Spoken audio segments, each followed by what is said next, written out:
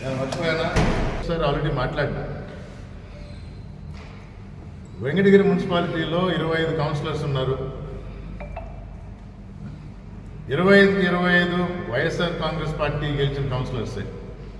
అయినా తెలుగుదేశం పార్టీ అవిశ్వాస తీర్మానం పెట్టడం జరిగింది. ఒక సందర్భంలో మాకు సంబంధం లేదన్నారు. కానీ వస్తున్న వార్తలను బట్టి మరి పార్టీ ఇన్వాల్వ్ అయిందా, చేస్తున్న వ్యక్తులకి వారి హైకమాండ్ నుంచి క్లియరెన్స్ ఉందా అనేది తెలియకుండా బెదిరింపులు, ప్రలోభాలు జరుగుతున్నాయి. ఇప్పటికీ 3 సార్లు నేను వెంకటగిరికి వచ్చినప్పుడల్లా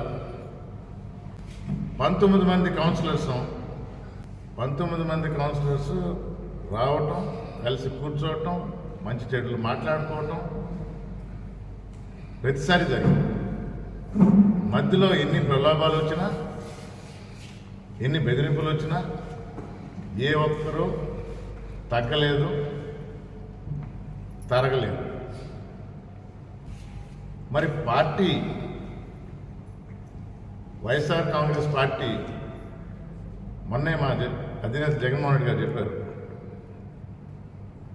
ఎన్నుకున్న ప్రతినిధులు ఆయనలాగే విలువలు, నిబద్ధత పాటించడం ఎంతో గర్వకారణం అని హ్యాట్స్ ఆఫ్ చెప్పడం జరిగింది.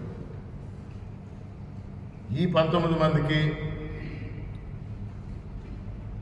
మీడియా ద్వారా వారందరూ ఇక్కడ ఉండాలి, వారందరికీ నేను హ్యాట్స్ ఆఫ్ చెప్తున్నాను. వారి నిబద్ధతని, పార్టీ క్రమశిక్షణని పాటిస్తున్నారు. 9వ తేదీ కూడా ఇదే కొనసాగుతుంది. ప్రలోభాలు ఉండొచ్చు, బెదిరింపులు ఉండొచ్చు. మేము ఇప్పుడే మాట్లాడుతున్నాం, అసలు ఎక్కడి నుంచి వస్తుంది ఇది? ఏ హైకమాండ్ క్లియరెన్స్ ఉంది?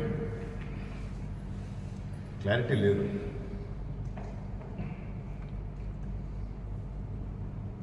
తెలుగుదేశం పార్టీ రంగంలోకి దిగింది అని స్పష్టంగా చెప్పండి. నేను ఆ రోజే చెప్పినా, మళ్ళీ ఇంకోసారి చెప్తాను. ఆభాసు పాలు కాక తప్పదు. తెలుగుదేశం పార్టీ మీడియా మిత్రులు అప్పుడప్పుడు వారికి అర్థమయ్యే విధంగా కొంచెం వక్రీకరిస్తారు. నేను ఎవరి వ్యక్తిగత పేరు ఎత్తల. ఇది తెలుగుదేశం వర్సెస్ వైసీపీ పార్టీల యుద్ధం కాదు. మాకు సంబంధం లేదని స్పష్టంగా తెలియజేయమని చెప్పండి. ఇది పార్టీల మధ్య జరిగేది.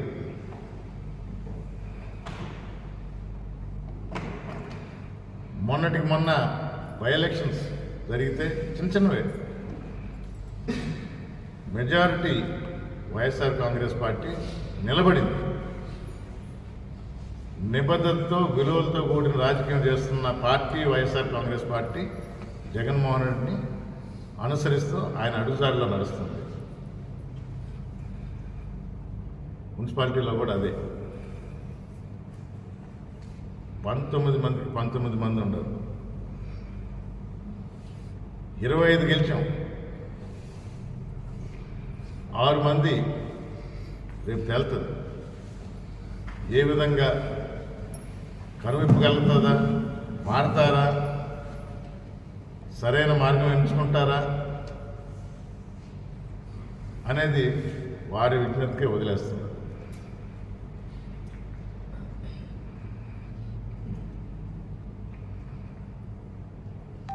క్యాంపులు తీసుకొని వెళ్ళిపోతాం, కట్టుబాటు తీసుకొని పోతాం.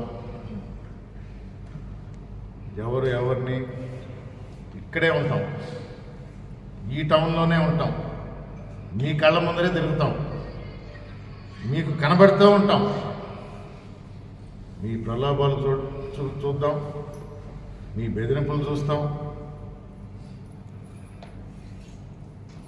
అన్నిటినీ ఫేస్ చేసి ఎదుర్కొని నిక్కచ్చిగా నికార్సుగా మినిమం ఈ రోజున్న 19 మంది ఇలాగే ఉంటారని ఘంటాపదంగా చెప్పగలను. సవాల్ విసురుతుందో తెలుగు.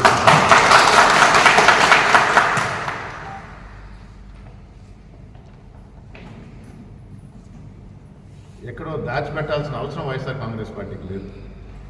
వెంకటగిరిలో మరీ ముఖ్యంగా చాలా స్పష్టంగా నేను మీడియా మిత్రులే చూస్తూ ఉంటాను. ప్రతిసారి వచ్చినప్పుడల్లా ఈ 19 మంది మీ కంటకు కనబడతానే ఉండరు, మీరు చూస్తూనే ఉండరు.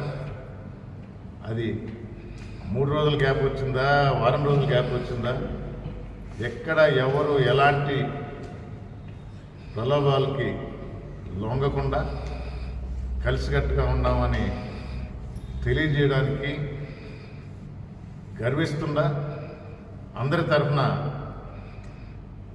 మీకు తెలియజేసేది ఇలా ఉంటే